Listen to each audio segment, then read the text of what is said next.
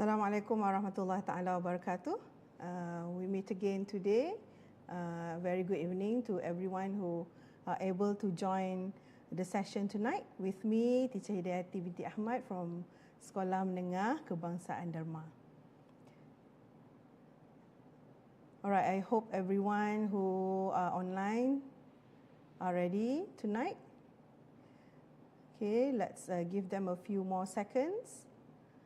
5, 4, 3, 2, and 1. All right, let's start with Reading with Kids, Paper 1, Part 3. Now, you have been in the journey, Reading with Kids with me, Teacher HIDAYATI, and we are now on Part 3 of Paper 1. We started with Part 1, Paper 1, 3019/1, and followed by 3019/1, Paper 1, Part 2. And tonight, we are going to look for Part 3, Paper 1, 3019/1. All right, so as you all know, Paper 3 is going to involve you with a lot of reading. So tonight's session is going to be a little bit different from what we had in the previous two sessions. However, the knowledge that you get from Part 1 and Part 2 will very much utilize in this Part 3. Now, before I forgot, those of you who joined us, who just meet with us tonight, who just found out about us tonight, this is the link that you can use. Please scan the QR code over there. And just a quick acknowledgement for our sponsorship here from Jabatan Pendidikan Negeri Perlis. Now, let's take a look at Focus of Testing, Paper 1, Part 3. So there are 3 focus of testing. The first one is guess the meaning of unfamiliar words from clues provided by other words and by context on a wide range of familiar topics and some unfamiliar topics. So because this is a language skill testing, so obviously it's going to be involving a lot of guessing and also understanding, because you are reading the text and you are testing your language skills on that. And the topics is always about familiar topics and also unfamiliar topics, meaning, like I said in my previous session, it will not be as far as what you have learned in classes, and it will somehow a bit further from what you learn in classes also. I hope that is clear.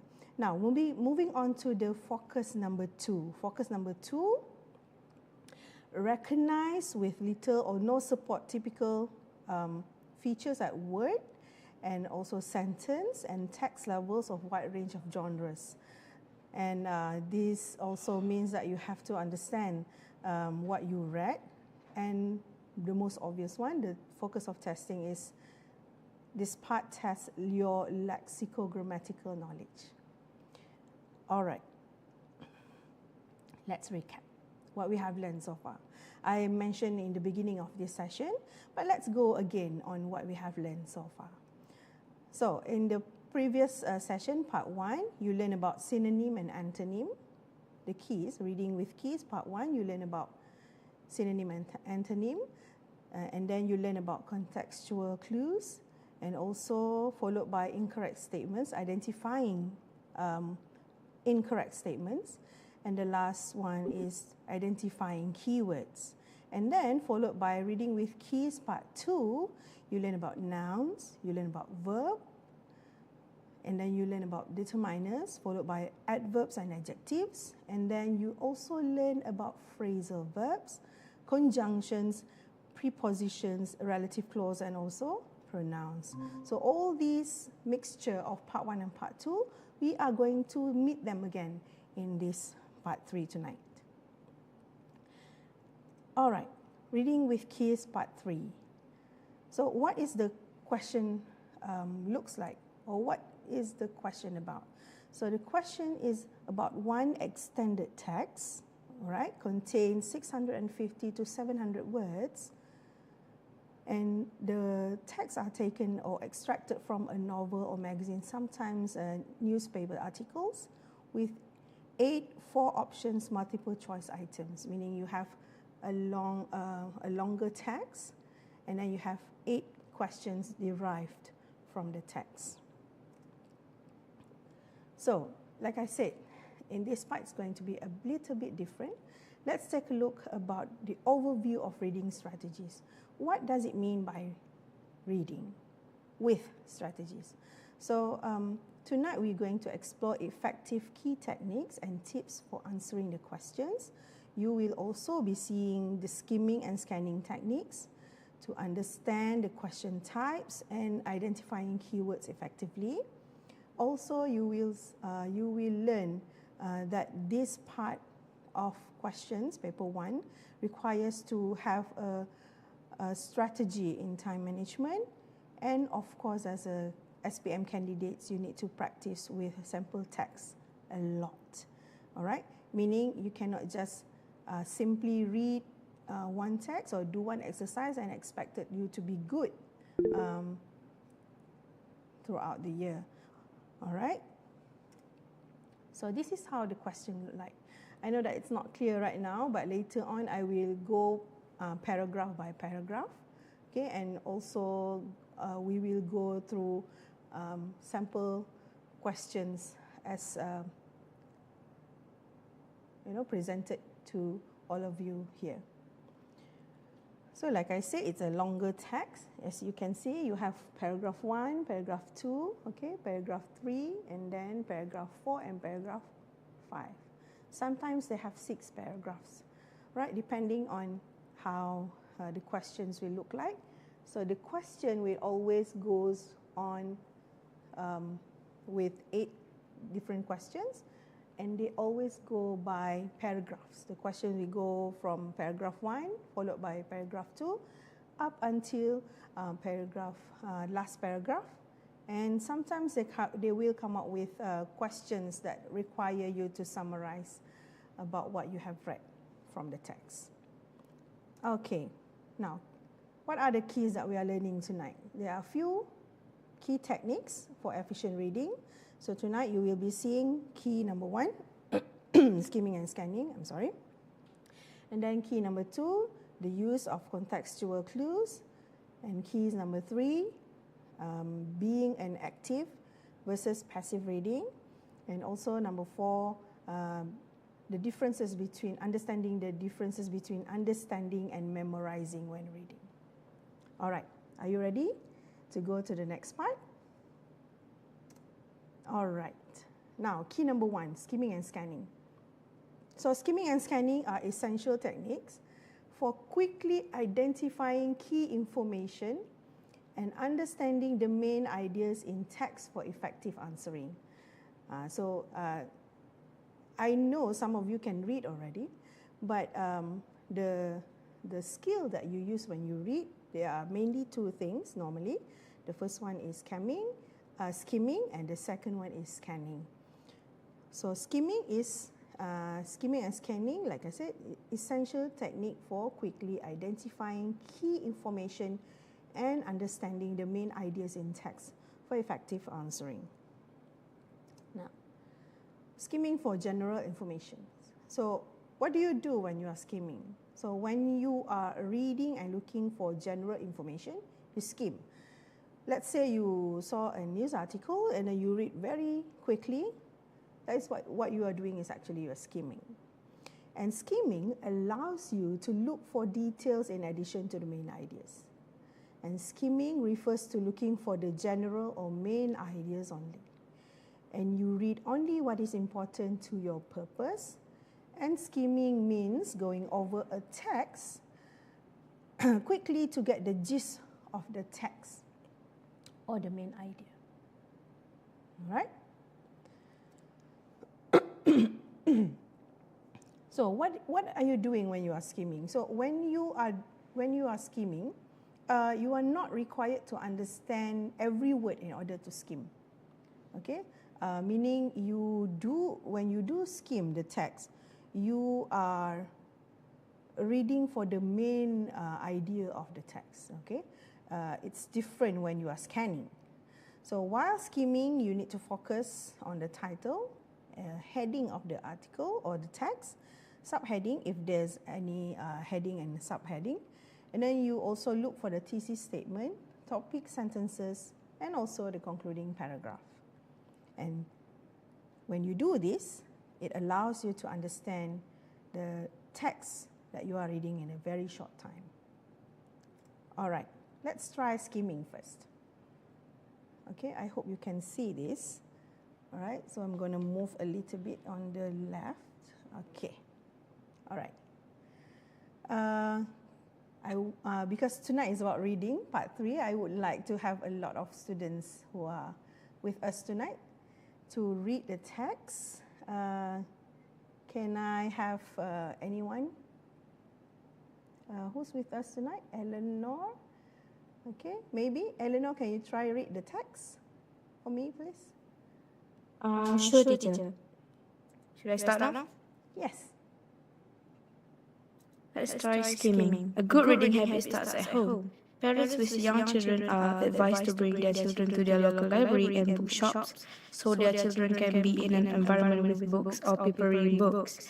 Children's storybooks attract young children to read as there are colorful illustrations accompanying the stories. The parents can encourage reading by reading books with children during their free time. They can also set up a reading corner in their house with a book rack to display the books and a cozy sofa.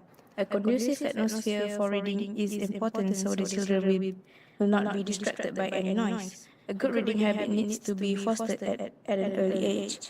The best way to do this is by parents playing an effective role in fostering the habit in children. All right, everyone. Very good, Eleanor. Very fast reading.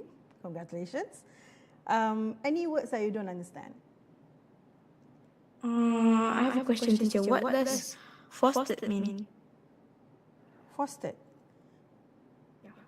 Line, second last, correct? Yeah. Third last. Okay. A good reading Fostered at habit. an early age. Yes. A good reading habit needs to be fostered at an early age. Fostered is similar to what nurture means. Nurture means you teach the kids from early age instead of give it to them. Meaning fostered also means nurture. All right, I hope that is clear for you, Eleanor.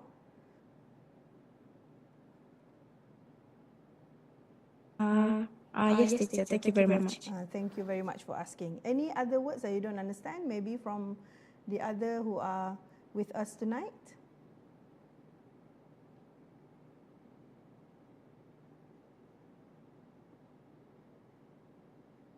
All right, maybe one more words that you want to ask me tonight?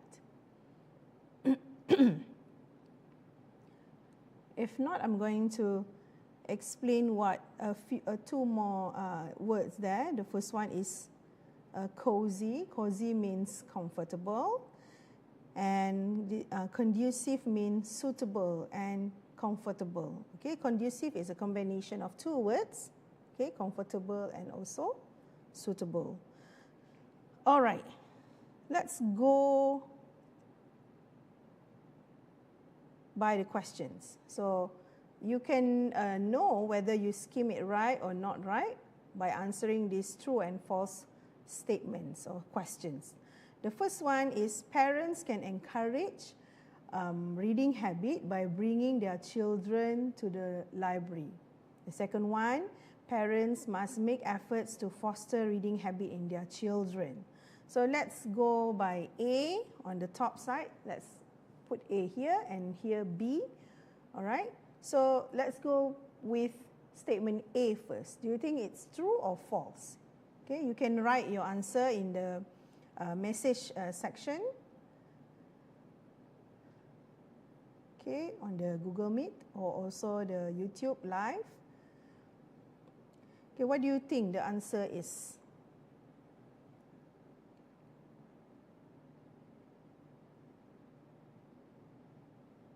Okay, can we see some answers on the message section?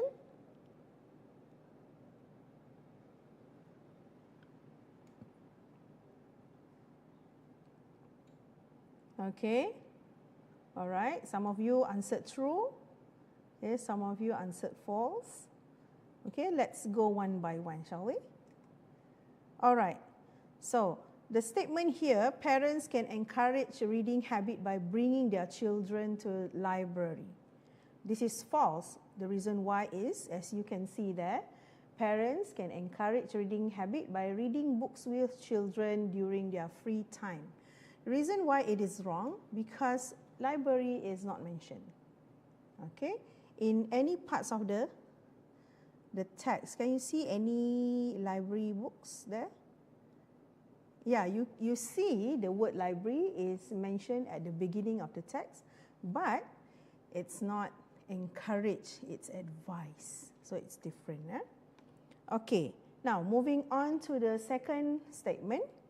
Parents must make efforts to foster reading habits in their children. So do you think this is true or false?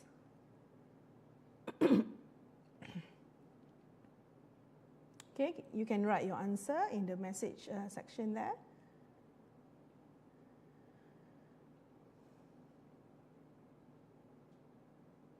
Okay.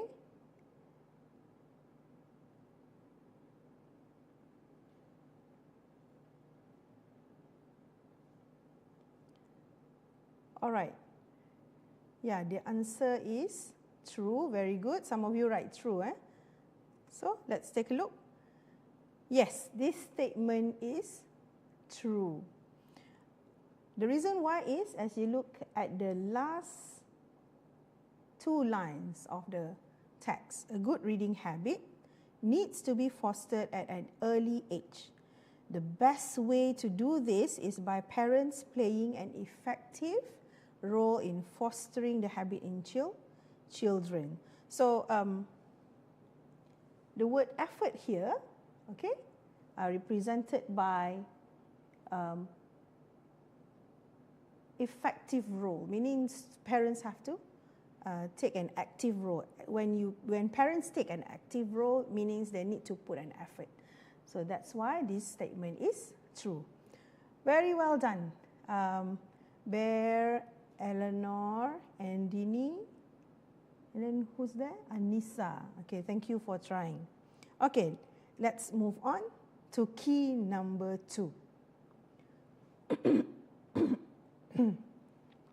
So what are contextual clues in reading strategies? Okay, I know that we have used these keys in part 1 and sometimes maybe part 2 also.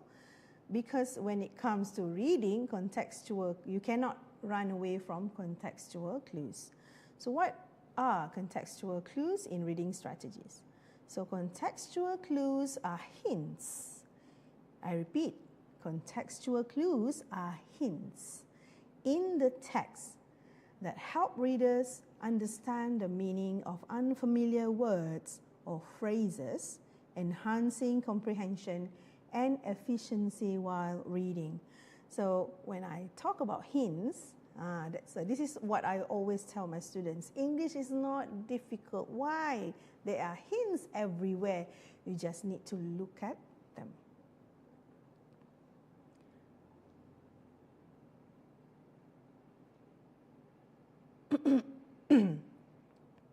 All right.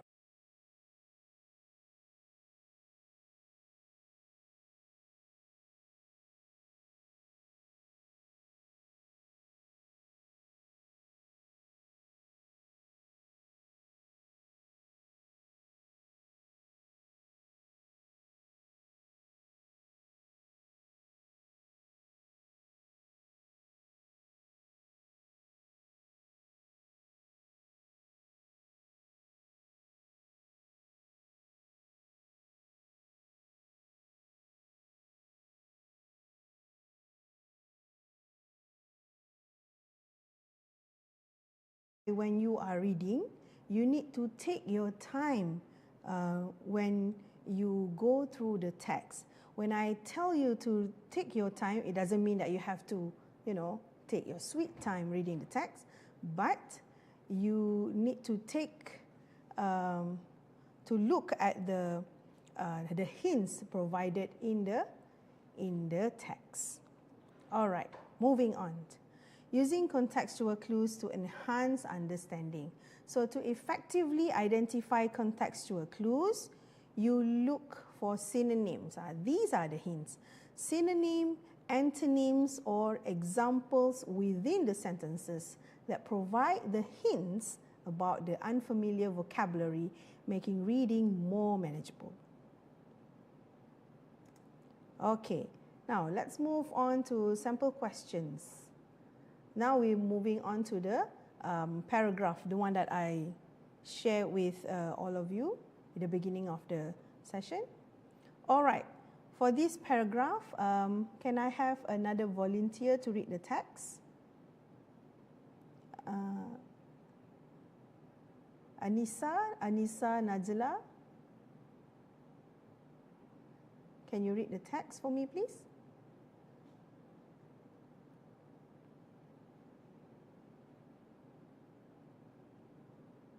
Or anyone, maybe Dini or Amirul,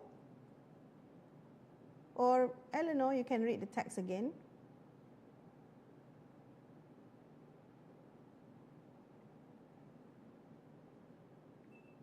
I can read the text. Okay. All right. A surprising number of people in the UK believe in ghosts. About 42% of Britain's think ghosts actually exist. A survey by the National Opinion Poll found almost two-thirds of those in Scotland and Northern England admit to having seen or felt the presence of a ghost. Those in the south and older people had more doubts about the existence of ghosts. So, what is that makes people feel this way? Some scientists think they may have the answer. Oh. All right, thank you so much, Bear. Yeah, a surprising number of people in the UK believe in ghosts. About 42% of Britons think ghosts actually exist. A survey by the National Opinion Poll found almost two-thirds of those in Scotland and Northern England admitted to having seen or felt the presence of ghosts. Those in the south and older people had more doubts about the existence of ghosts. So what is that makes people feel this way? Some scientists think they may have the answer. Okay, any words that you don't understand? Bear.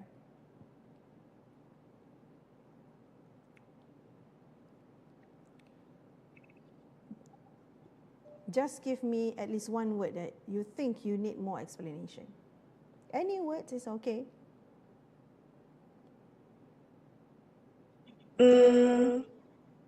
What's the definition of admitted? Admitted? Oh, admitted here. All right. Okay. Admitted means to agree to something. So here you can say that almost two-thirds of those in Scotland and Northern England admitted, meaning they agree about to having seen or felt the presence of ghosts. Okay, I hope that helps. All right, I hope that will help everyone who's watching the session tonight. Okay, another word that I want you to take a look is existence. Existence here means presence. So you can see that the word present is used first and then second, existence. But basically they means similarly. All right, now let's go to the questions. In paragraph 1, which British people are most likely to believe in ghosts? So British peoples means Britons. As you can see here, it means Britons. All right. So A, all people from all over Britain. B, English scientists who study ghosts. C, people who live in the south of England. D, people in Scotland and north of England. All right, I want you to look at the paragraph. What do you think is the answer? I'll give you 5 seconds. 5, 4, 3, 2, 1. All right. Now, take a look at the slide here. All right. So I put there, when you take a look at the questions, when you tackle part 3, you need to not only look at the text, but also at the questions. All right. So in this case, the word that I want you to focus on is British people. So British people, like I said, in the text is the Britons. So a survey by the National Opinion Poll was done. To whom? To the British people or the Britons mentioned in the text. All right? So you can get the answer from the area marked with red here. So which one do you think the answer? A, B, C, or D? Can you write the answers in the in-call messages?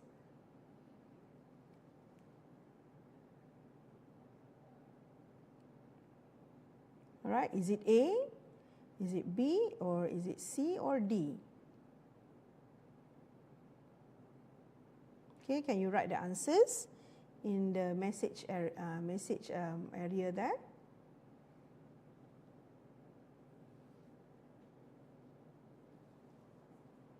Oh, okay, some of you answered D. Okay, let's see whether they answered correctly. Yes, the answer is D. People in Scotland and the north of England. All right. So because they are asking about British people, who are they? These British people. So it refers to the people of those in Scotland and northern England. So Scotland and the north of England. That's why the answer is D. All right, very well done. Okay, let's move on to the next question. Okay, can I have another reader for this paragraph?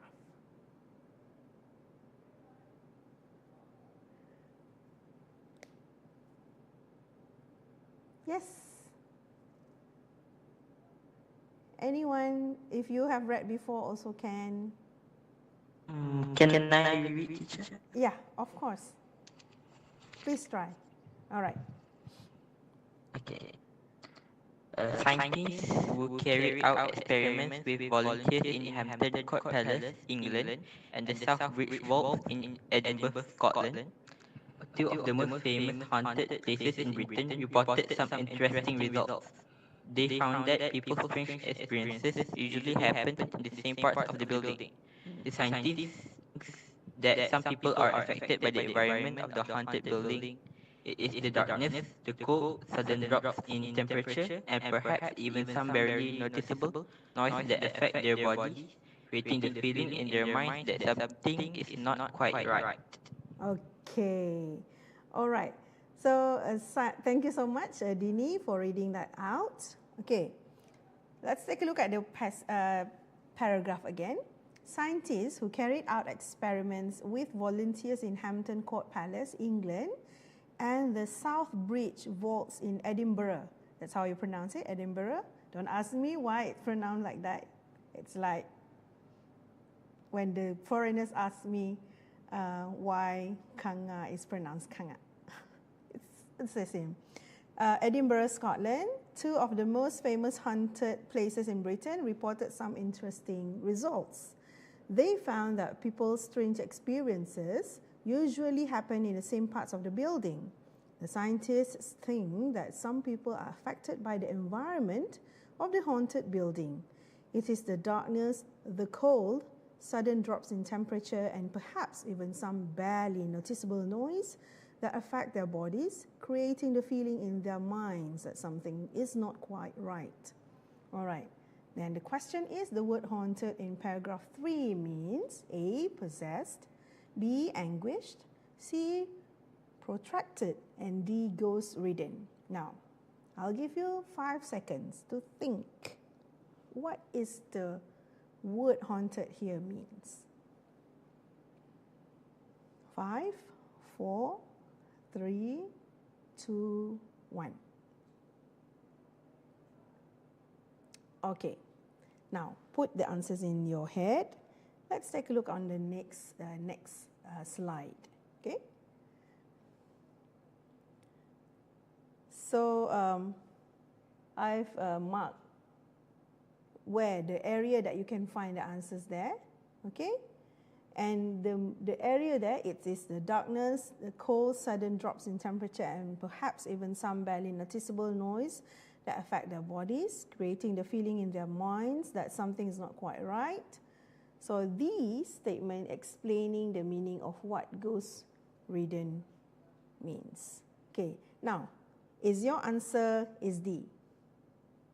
If it's yes, type yes in the messages.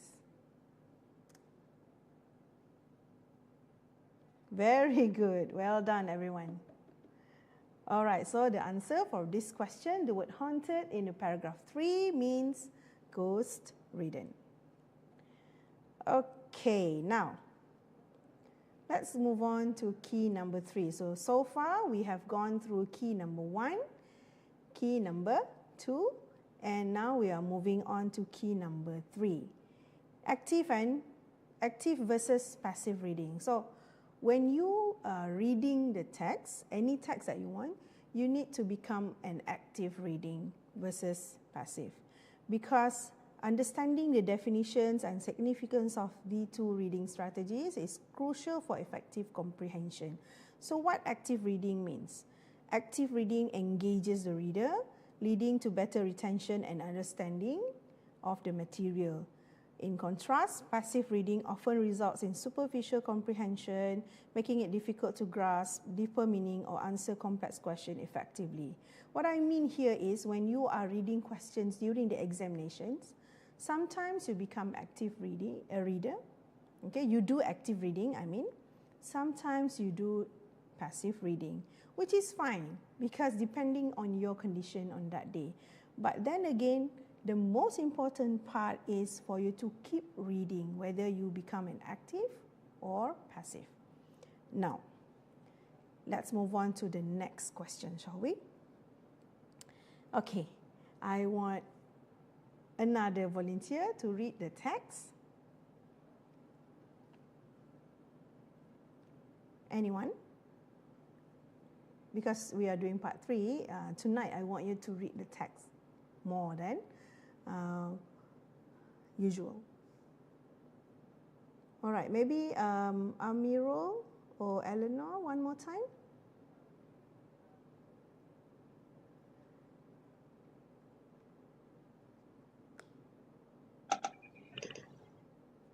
Okay. I can read. Okay, please. One theory is that people are prepared to believe in ghosts because of their knowledge of a place. It is probable that the kind of stories they hear about a certain place encourage people to believe in ghosts. When they hear scary stories about a place, people are more likely to feel scared when they visit it. Some ancient castles and palaces have histories of murders and mysteries which feed the imaginations of people who believe in ghosts. No wonder visitors to these places often expect them to be haunted. Odd noises that will not worry visitors in their own homes suddenly appear quite spooky. Yes. All right, any words that you need more explanations? Probable. Probable. All right. It is probable that the kind of stories they hear about a certain place encourage people to believe in ghosts. Probable here means there's a chance. Okay? So the sentence should means it is maybe there is a chance that the kind of stories they hear about a certain place encourage people to believe in ghosts. So probable comes from the word probability, which means there is a chance. All right, Bear, can you read the question for me, please? In paragraph 2, what causes visitors to find a place scary? So this is paragraph 2 taken from the text that I showed you in the beginning of the session. So in paragraph 2, what causes visitors to find a place scary? A, they hear loud sounds. B, they have heard that it is haunted. C, they have never visited it before. D, they have studied ancient history. Now, can you try answer the questions? Is it A, B, C, or D? Okay, write your answer in the message section there. What causes visitors to find a place scary? Is it A? Is it B? Is it C? Or is it D?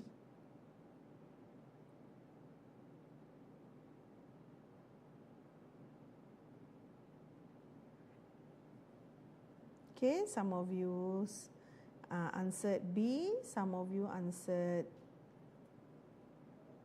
A. Okay, let's take a look at the next slide. All right, so the hints in the questions is the word scary. So you can find the similar words in the paragraph, okay? The word scared. So the area that I've already marked there, okay, consists of the text. When they hear scary stories about a place, people are more likely to feel scared when they visit it. Because of these texts, the answer is B. All right. Well done to those answered B. Okay, so the answer is they have heard that it is haunted. All right. Another words that you can refer to is the word heard, which also available in the marked sentence there. When they hear scary stories, so they have heard that it is haunted. All right. Moving on to the last key for tonight, understanding versus memorizing. So this section discusses two different approaches to tackling questions effectively. To enhance comprehension, focus on active reading strategies such as annotating, summarizing, and questioning the text. These techniques encourage deeper understanding and retention, leading to better performance on questions in SPM Paper 1. So normally you need to understand the whole text for you to be able to summarize the text and understand the idea behind the text. So such questions is something like this one. All right. Research has also shown a possible connection between magnetic fields and the feelings that a place is haunted. Magnetic fields are areas that occur naturally but vary from place to place. Although we cannot see the forces in these areas, it is possible that they have an effect on the human body. Tests in laboratories have shown that small changes in magnetic fields can cause people to experience odd feelings. This could explain why the places which volunteers felt were most haunted were also the areas where there were the greatest changes in magnetic fields. You can see this in most of ghost stories, right? They will have this tool for them to check the magnetic fields. Now, questions. What happened to the volunteers in the experiment? A, they all saw ghosts. B, they started believing in ghosts. C, they became afraid of the dark. And D, they found the same areas spooky. All right. Now, can you try answering the questions? Dini, what is your answer on this question?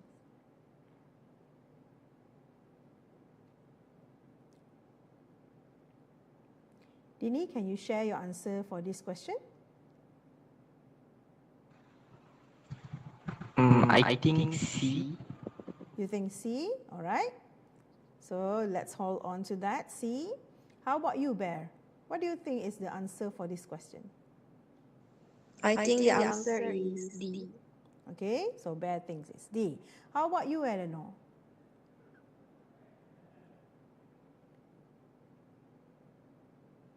I think the answer is D. Okay, Eleanor also thinks it's D. The rest of you, can you write your answers in the message section?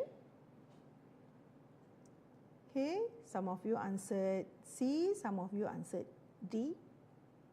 Okay. All right, let's take a look at the answers. All right, I've already put the different colors on the text. Okay, pay attention to the green text there. The first one, possible connection between magnetic fields and the feelings that a place is haunted. The next one is at the bottom. These could explain why the places which volunteers felt were most haunted were also the areas where there were the greatest changes in magnetic fields. Okay, so the answer is D. The reason why is because these could explain why the places which volunteers felt were most haunted were also the areas where there were the greatest changes in the magnetic fields. Okay? So the answer is D. They found the same areas spooky. The same areas, meaning you have two areas. The first one is the haunted and also the one that has the most greatest changes in magnetic fields. Well done, everyone.